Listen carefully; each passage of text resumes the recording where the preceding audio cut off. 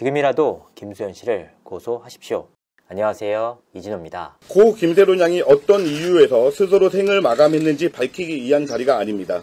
고 김세론 씨의 유가족 법률 대리인인 부지석 변호사의 말입니다. 이게 대체 무슨 말입니까? 고인의 사망 원인을 밝히지 않으려면 지금까지 해온 일들은 도대체 무엇을 위해 한 일입니까? 이 말을 통해서 유가족분들이 이번 사안을 어떻게 바라보고 있는지가 여실히 드러났습니다. 황당하기 이를 데가 없습니다. 유가족분들이라면 고인의 사망 원인을 가장 선행적으로 확인해야 마땅합니다. 그런데 이제 와서 사망 원인을 밝히고자 하는 자리가 아니다? 그들은 수사기관에서 그 어떠한 위법 행위가 드러난 적이 없는데도 권영찬 씨의 일방적인 주장에 따라 저를 스토커 내지는 살인자로 몰았습니다. 이런 상황 속에서 누명을 쓴 제가 고인 사망의 진짜 이유를 알리는 건 당연한 일 아닙니까?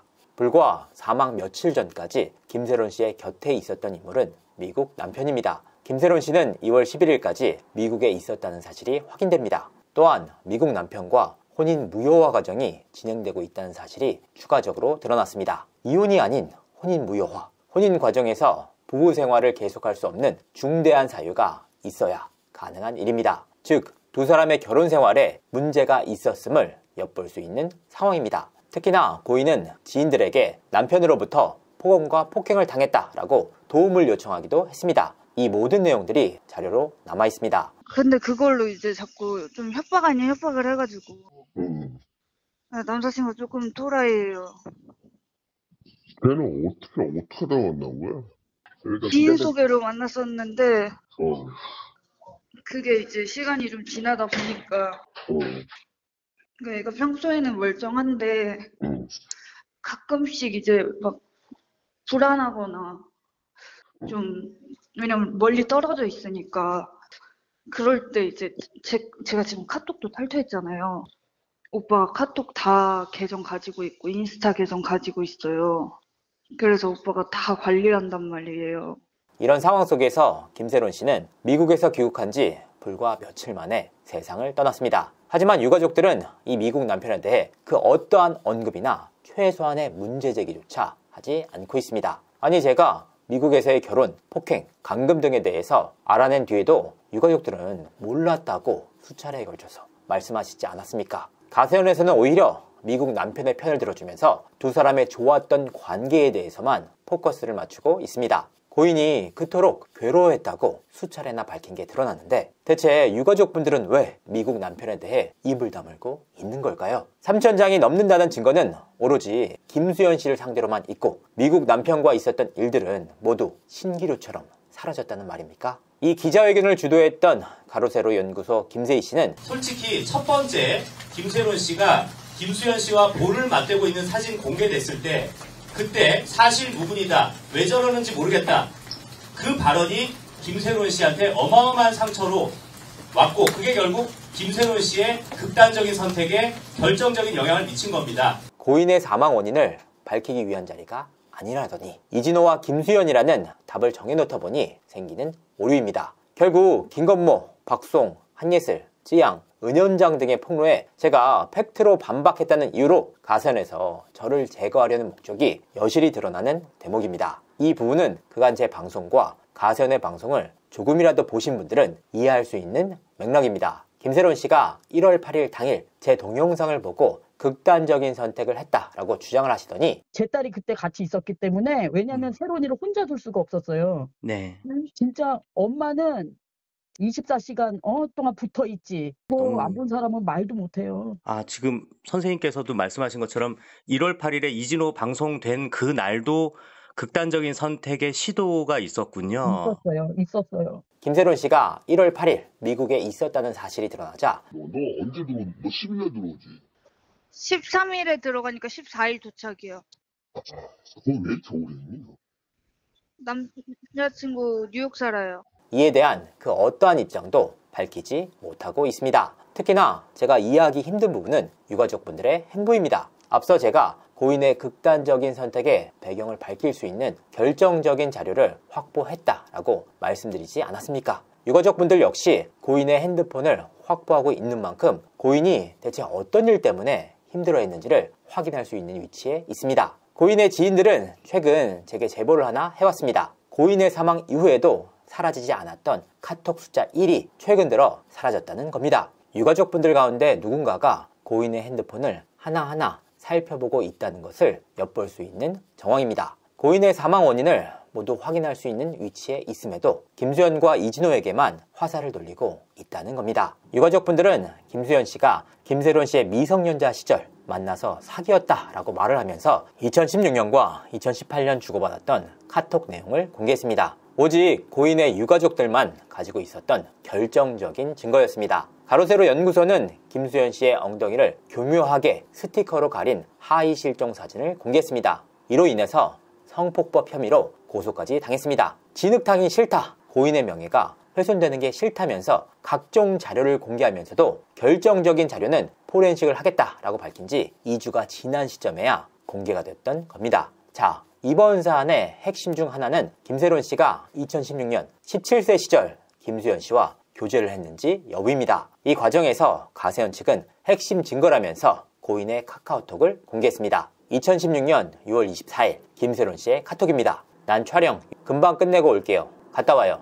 쪽. 나중에 실제로 해줘. 이것도 금지인가? 오늘 하루 종일 잠 때문에 아침 저녁을 포기했어. 신기하지? 그리고 병원 가서 수액 맞고. 몸이 지금 상태가 별로 안 좋구나. 괜찮아? 지금은 좀. 또 촬영 들어간다. 걱정된다. 김세론 씨는 2000년 7월생입니다. 2016년은 17세의 나이로 고등학교 1학년이던 시절입니다. 이 자료가 맞다면 김수현 씨는 책임을 피할 수 없게 됩니다. 실제로 이 카톡이 공개된 이후 김수현 씨를 향한 엄청난 비난이 일고 있습니다. 다만 이 자료에는 여러 오류가 있습니다. 카톡 대화 과정에서 오전과 오후 그리고 다시 오전이라는 시간적 오류가 있습니다. 또한 공개된 카카오톡에서 쓰인 하트 이모티콘 역시 2022년 이후에 나왔습니다. 기자회견 당시 유가족 측은 이 자료를 재구성된 자료라고 밝히지 않았습니다. 이와 같은 오류가 부각되자 그제서야 가세현 방송을 통해서 재구성된 자료다라고 밝혔습니다. 이후 부지석 변호사는 CBS와의 인터뷰를 통해서 포렌식 자료인지 아닌지 현재 단계에서 말씀드리기 어렵다라면서 다만 토시 하나 틀리지 않고 재구성을 했고 순화시킨 것은 없다. 원본이 명확하게 존재하고 추후 법적 대응을 검토 중이라 이를 공개하기가 민감한 사안이다 라고 말했습니다. 결정적인 자료인 만큼 법정 증거 자료로 쓰이기 위해서는 포렌식 작업이 필수적입니다. 그런데 김세희 씨가 디지털 포렌식 작업을 하겠다라고 그 난리를 쳐놓고도 이 자료가 포렌식 자료인지 아닌지조차 밝히지 못하고 있습니다. 이런 혼선이 가중되면서 공개된 자료들이 포렌식 자료라는 기사가 나오기도 했습니다. 대중들 입장에서는 이 자료가 포렌식 자료라고 인지할 수밖에 없다는 의미입니다. 이 카톡이 얼마나 중요한 자료인지는 이 사건에 관심이 있는 모든 분들은 잘 알고 계실 겁니다. 토시 하나 틀리지 않고 재구성을 했다면서도 김수현 씨의 최근 프로필 사진을 쓰는가 하면 오전 오후라는 시간조차 제대로 구분 못한 자료로 재구성을 했다는 것이 말이 되는 일입니까? 그간 유가족분들은 사귀었는데 사귀지 않았다라는 입장을 밝혔다는 이유로 김수현 씨를 상대로 사자 명예훼손 혐의로 고소를 하겠다라고 밝힌 바가 있습니다. 그런데 미성년자 그루밍 의혹에 대해서 결정적인 증거를 확보하고도 유가족분들은 김수현 씨를 고소하지 않고 있습니다. 유족 측이 김수현 씨한테 많은 섭섭함을 느끼고 있고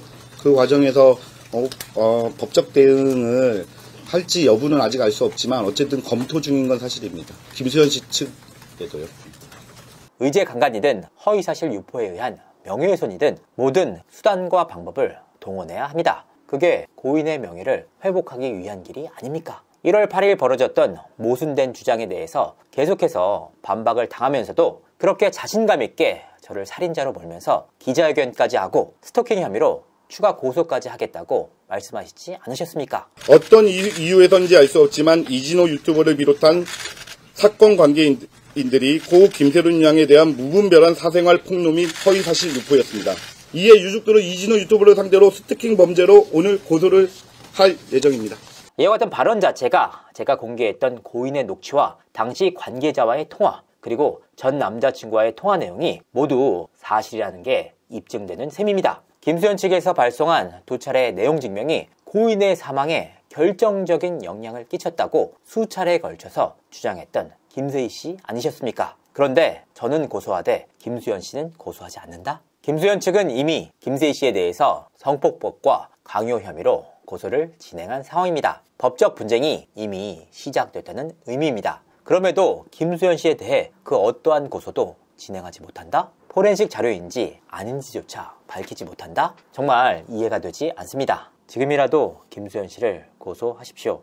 미국 남편에 대해서도 법적 조치를 진행하십시오. 고소해서 그 시시비비를 명백하게 따져야 합니다. 그게 고인의 명예를 회복하는 한편 사망 원인을 밝히는데 최선의 길이 아닐까요? 지금 저를 둘러싼 가세현 측의 주장은 그야말로 인민재판 그 자체입니다. 고인이 사망하게 된 결정적인 이유들이 따로 있는데 그 진실을 밝히지 말고 사라져라? 그들이 노리고 있는 것은 제 인생의 파멸과 유튜브 활동 정지일 뿐입니다. 진실은 중요치 않은 상황입니다. 유일한 근거였던 1월 8일 주장은 반박된 지 오래고 수사기관의 판단도 없이 일방적인 주장만으로 선동을 이어가고 있습니다. 저는 그들의 주장을 반박할 자료뿐만 아니라 무고를 입증할 수 있는 자료까지 추가로 확보하고 있습니다. 김세희 씨, 북한 추종자이신가요? 어찌 법적 절차를 무시하고 인민재판과 같이 입을 다물고 가라 라고 합니까? 수차례에 걸쳐 인터뷰를 조작하다가 MBC에서 퇴출됐던 김세희 씨답습니다. 김세희 씨는